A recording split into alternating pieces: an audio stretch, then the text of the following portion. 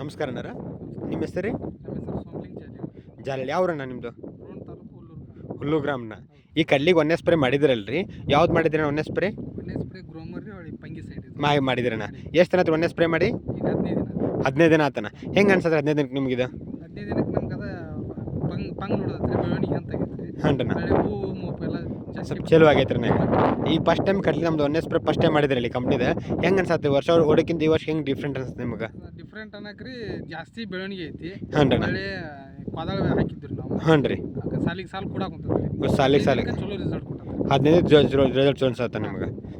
ಅದು ಸೆಕೆಂಡ್ಸ್ ನೋಡ್ರಿ ಅಂಡ ಸ್ಪ್ರೇ ಮಾಡಿದ್ದಾರೆ. ಒಂದೇ ಸ್ಪ್ರೇ ಮಾಡಿ ಜಸ್ಟ್ 15 ದಿನ 15 ದಿನ ಕಾಲಡಿ ಸಾಲಕ್ಕೆ ಸಾಲು ಕೊಡೋತಿ. ಇದು ಕ್ವಾದಾಳಿದೆ ಅಂದ್ರೆ ಕ್ವಾದಾಳಕ್ಕೆ ಅಷ್ಟು ಈಸಿಲಿ ಸಾಲಕ್ಕೆ ಸಾಲು ಕೊಡೋದಿಲ್ಲ. ಆದರೆ ಸ್ಪ್ರೇ ಮಾಡಿ 15 ದಿನಕ್ಕೆ ಬೆಸ್ಟ್ ಸಿಗುತ್ತೆ. ಆಲ್ರೆಡಿ ಹೂವು ಕೂಡ ಚಲೋ ಆಗೈತೆ ನೋಡಿ.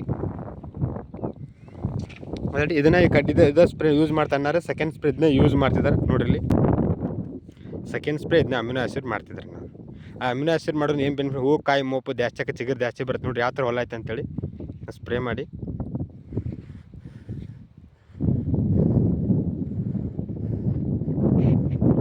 ದಿನಕ್ಕೆ ಬೆಸ್ಟ್ ಐತಿ. ಆಲ್ರೆಡಿ ಸಾಲಕ್ಕೆ ಸಾಲು ಕೊಡೈತಿ. ಆಲ್ರೆಡಿ ಹೂ ಕೂಡ ಬಿಟ್ಟೈತಿ. ಪ್ರತಿಯೊಬ್ಬರು ಯೂಸ್ ಮಾಡಿರಿ.